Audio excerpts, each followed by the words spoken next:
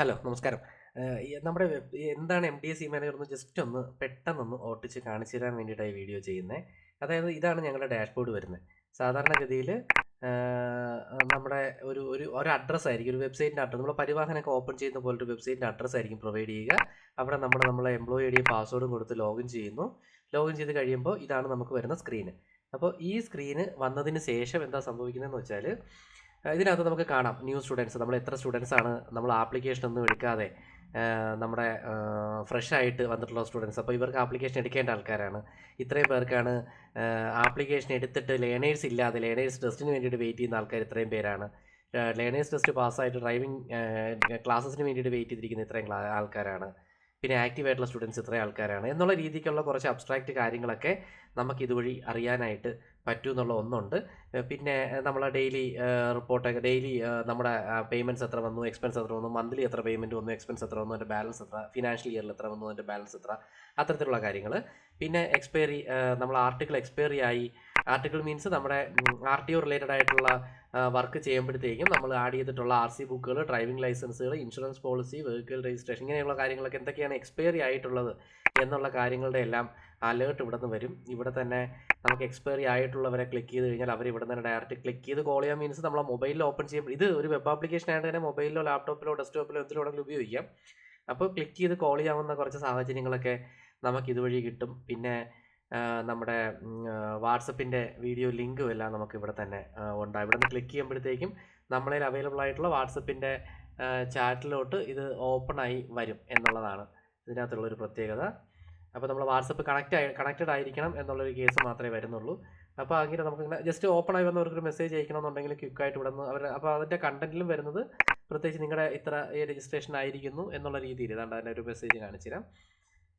അതെ, ഇങ്ങനെയായിരിക്കും വരുന്നത്. യുവർ RC ബുക്ക് രജിസ്ട്രേഷൻ ആ ഒരു കസ്റ്റമറിൻ്റെ മൊബൈൽ നമ്പറിലോട്ടായിരിക്കും വരുന്നത്. ഇങ്ങനെയാണ് എക്സ്പയറിങ് ഓൺ ഇന്ന ദിവസം, ഫ്യൂ മോർ ഡേയ്സ്, നിങ്ങൾ ഞാൻ നമ്പറിലോട്ട് കോൺടാക്ട് ചെയ്യുക, നമ്മൾ driving school immediately to renew your services എന്ന് പറയുന്ന ഒരു മെസ്സേജ് ആയിരിക്കും നമുക്ക് അവർക്ക് വേണ്ടിയിട്ട് വരുന്നത്.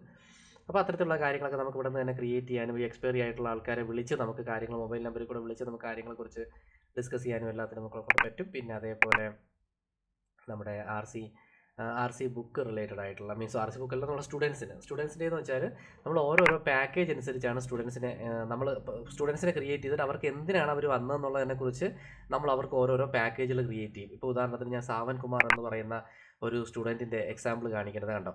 അവരുടെ ലേണേഴ്സ് ടെസ്റ്റ് എന്നാണ്, അവരുടെ ഡ്രൈവിംഗ് ടെസ്റ്റ് എന്നാണ്, അവർക്ക് ഓരോ വണ്ടികളിലും എത്ര ക്ലാസ് വെച്ച് കൊടുക്കാനായിട്ടുണ്ട് എന്നുള്ള കാര്യങ്ങളെല്ലാം നമ്മളിവിടെ കൊടുക്കുന്നുണ്ട്. അതുകൊണ്ട് കാറിൽ 30 ക്ലാസ് കൊടുക്കാനുണ്ട്, ഇനി ബാലൻസ് നമ്മൾ 2 ക്ലാസ് അവർ അറ്റൻഡ് ചെയ്തു, ഇനി ബാലൻസ് 28 ക്ലാസ് ഉണ്ട്.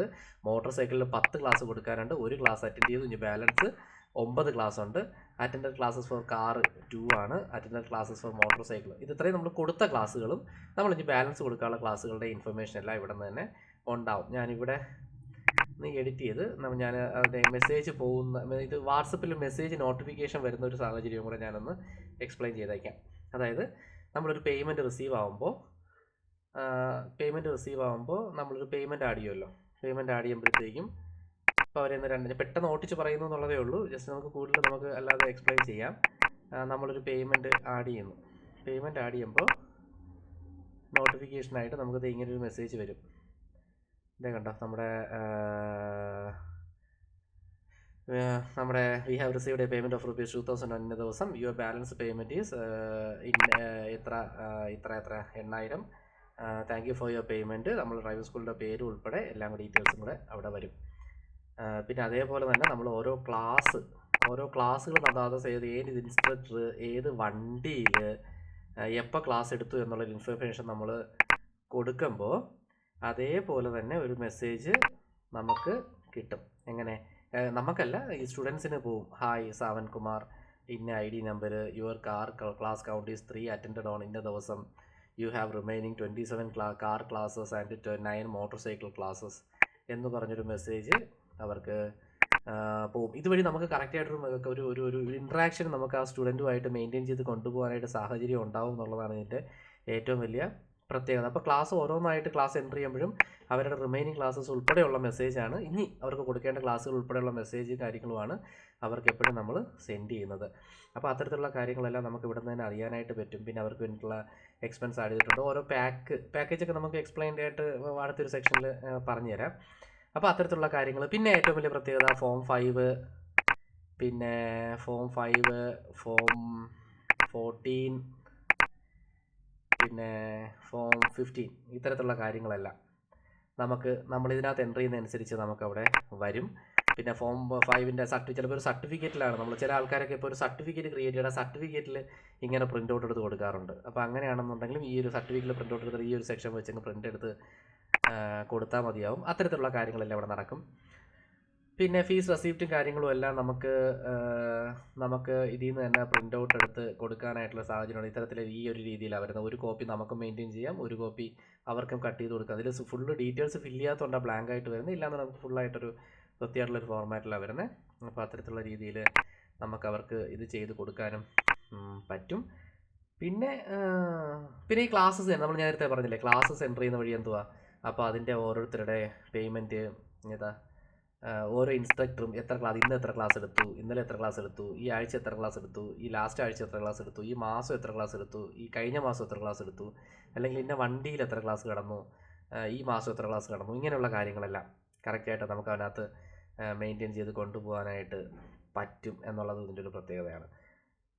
അപ്പോൾ അത് കൂടാതെ RTO വർക്ക് റിലേറ്റഡ് ആയിട്ടുള്ള കാര്യങ്ങൾ നമ്മൾ RC ബുക്ക് ഞാൻ നേരത്തെ പറഞ്ഞ പോലെ ഫ്രണ്ടിൽ എക്സ്പയറി കാണിച്ചായിരുന്നല്ലോ. RC ബുക്കും കാര്യങ്ങളും എല്ലാം യഥാസമയം എൻ്റർ ചെയ്തിട്ട് അതിൻ്റെ എക്സ്പയറി ഡേറ്റ് വരുന്നതനുസരിച്ച് നമുക്ക് കസ്റ്റമറിനോട് ഓർപ്പിക്കാനുള്ള സാഹചര്യങ്ങളുണ്ടാവും.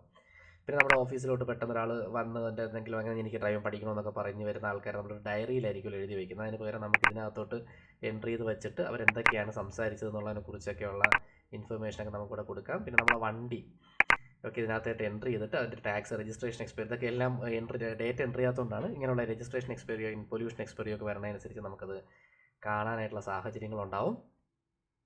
പിന്നെ നമുക്ക് നമ്മുടെ പാക്കേജുകളെല്ലാം കൃത്യമായിട്ട് മാനേജ് ചെയ്യാം. നമ്മൾ നേരത്തെ പറഞ്ഞ പാക്കേജ്. പിന്നെ നമുക്ക് ക്ലാസ് കൊടുക്കാതെ തന്നെ ഇപ്പോൾ പാക്കേജ് ഇല്ലെങ്കിൽ തന്നെ സ്റ്റുഡൻറ്റിന് വേണ്ടി ക്ലാസ് കൊടുക്കുമ്പോൾ ഓട്ടോമാറ്റിക്കലി ഒരു ക്ലാസ്സിന് ഇത്ര രൂപ എന്നുള്ള രീതിയിൽ ഡിസൈഡ് ചെയ്ത് ആ ഒരു എമൗണ്ട് ഓട്ടോമാറ്റിക്കലി കയറി വരുന്ന സാഹചര്യങ്ങളൊക്കെ നമുക്കിതുവഴി ചെയ്യാനായിട്ട് പറ്റും.